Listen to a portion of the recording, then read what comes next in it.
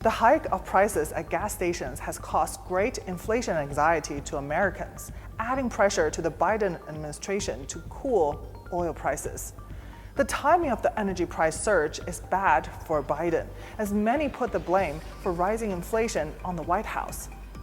High fuel costs also pose a danger to his climate priorities, as his infrastructure package includes a ban on drilling in most federal offshore waters. Biden, in response, announced in late November to release 50 million barrels of oil from the country's strategic petroleum reserves to ease gas prices. This release intended to be taken in parallel with India, Japan, South Korea, and the UK. China is the world's largest oil importer and the second largest oil consumer.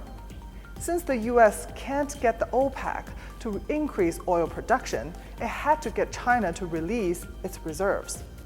However, the move didn't yield immediate results in tapering oil prices, though concerns over the new Omicron variant and the possibility of further lockdowns did cause oil prices to drop sharply in recent days. Despite the drop in oil prices, inflation rate in the US is still the highest in 30 years at more than 6%, and it has gone up more than 35 other countries, ranking the third highest in inflation growth. Money printing by the US government to cover the $1.9 trillion COVID stimulus package and heavy tariffs on Chinese imports has caused the US dollar to lose its buying power and prices to surge, and as a result, hurting US consumers and economy.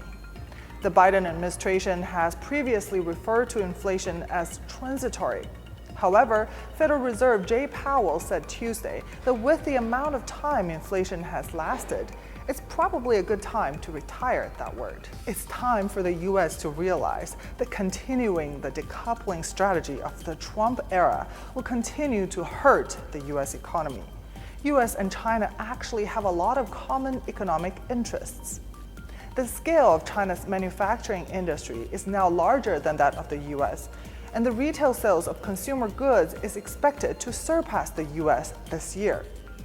Cooperation and win-win will increasingly becoming the only choice for the US in terms of economic policy towards China.